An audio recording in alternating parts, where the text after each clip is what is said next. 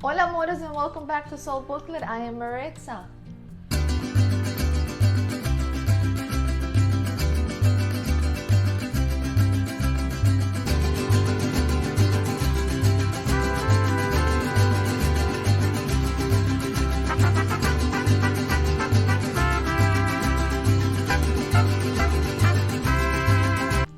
Good for you! You finally found someone you really like.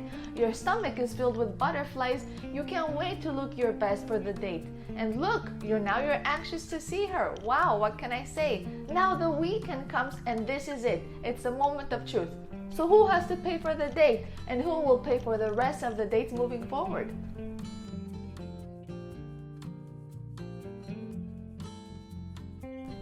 Before we start, I want to send a special thank you to my new channel subscribers and also to my previous subscribers too. Thank you all so much.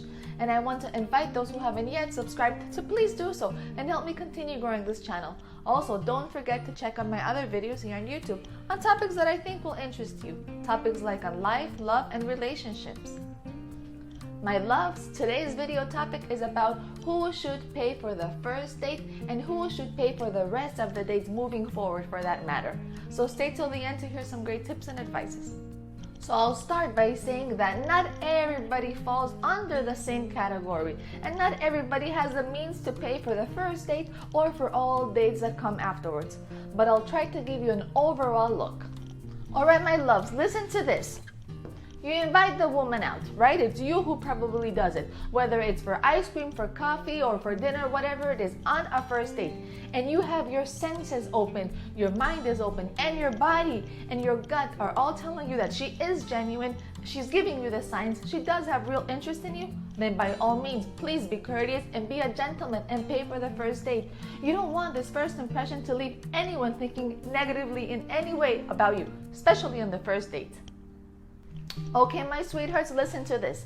If you are out and about on the first date and you're with this lady and she cannot stop looking at her phone and she's turning her head around like a fan all over the place and she probably isn't asking you any personal questions, I mean, it kind of means that she has no interest in you. And I would say now it's up to you if you want to pay even though you're probably never going to see her again. If you want to, then do it. Walk away with your head up high and that's that. Goodbye, lady, sayonara, arrivederci, forever, ciao. But if you choose not to pay, you absolutely don't have to. Because a nice woman, a nice person, she knowingly that she doesn't have any interest in you, she will offer to pay at least for her share. It's as simple as that. You will not use anybody for a free ride or a free meal. So now the question is, who should pay for the rest of the dates that come along? Alright, my sweethearts, my loves, understand that what we want to achieve in every relationship is having a healthy relationship. And healthy relationships are about working together, having goals together, and also sharing life's duties and expenses together. If you're already dating somebody and you do have the means to continue paying for every date and it's not gonna make you go bankrupt in any way, and she is reciprocal to you, what do I mean? In other ways, she does things to make you feel very special in her own way, then this is your own relationship and if you can afford it, then go ahead and pay. There's nothing wrong with that if you can afford it, if it's not gonna make you go bankrupt.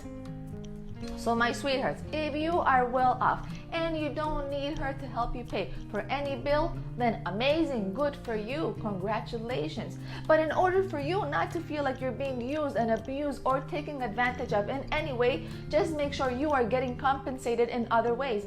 And I'm not talking just about an intimacy, no. Make sure she's also treating you kindly and make sure she's a nice person, especially to you, to your family, to your friends. Make sure she really cares about you. Make sure she's an honest woman and make sure she's making you feel important too.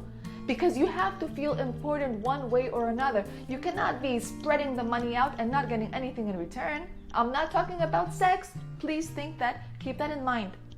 My loves, my sweethearts, scenario number 5. If you're not well off and you have been dating this lady for a while, then you have to keep in mind you should not abuse from anyone, and you should never let anyone abuse from you. By this point, if you're both working and you're both sharing duties and responsibilities, then you both should be putting in the love jar, the relationship jar, a share of equal and expenses towards the relationship. And I'm not saying equal 50-50. I'm just saying if you both have a genuine relationship, then you both should be putting in any effort you can genuinely afford into the cause, into the love of one another. You don't want to cause any economic trauma to each other. My loves, if you both work, what is the problem to share life's overheads? This is what a relationship is. If one falls, one is there to lift them, and vice versa. Love is not about taking advantage of one or the other. A relationship, a real relationship, above all, is a friendship. And in order for a friendship to last, we need for both parties involved to put our 100% part of it in the relationship, understand the economic situation of one another, and know how to contribute together for a better future for both of you, for a healthy relationship. It's not about being selfish or being unfair. My sweetheart, my love, if you are dating someone who believes and has the mentality that she's a princess and that no matter what, you're always simply gonna have to pay for the bill because you're the man, I mean, what are you doing? Wake up and smell the coffee, because the things you see at the beginning of a relationship will only get deeper and more real in the long run. Basically, you have just bought yourself a very expensive woman. And what if tomorrow you can't afford it? You don't know. What happens then if the recurrent payment cannot continue happening? Then what? Remember, in the first days of getting to know someone, we are basically trying to put our best picture out there in every way. And if this is the best at the beginning, how will the rest be? If she's a princess at the beginning, then you're basically going to have to be her slave for the entire relationship. Are you okay with that? And if you are okay with that, then good. But if not, let me tell you, please check your self-esteem, because you obviously think you are not deserving of having an equal partner in your life. My loves, my men, it's all about what you know you can afford and how you want to manage your relationship. But my sweethearts, life is hard, life is expensive, and life has its ups and its downs. If you want to make a good impression, then try and pay for the first date if you see she has a genuine interest in you. But I do advise to not feed into a woman's ego, and one who thinks that because she's a woman, she is deserving of being served left and right. Look for a partner and look for a best friend, someone who is willing to get her hands dirty for you, and who, if she needs to pitch in economically for the relationship, she will. If she has the means to do so, she will. My loves, my sweethearts, again, every relationship is different. But regardless if you have the means or not, in every relationship, what you do need is, you need to see this like a partnership or like a business between you and me or you and her. And a good business transaction is where both parties involved leave equally happy. You both need to make your own rules and expenses and duties. It's your thing. But what you both need to feel is like you each other have a true share from one another in every aspect. But since every relationship is different, only you know what rules you need from your counterpart, from your partner. Alright, my loves, that is all for today. I hope you like what I have shared, and I look forward to seeing you again soon.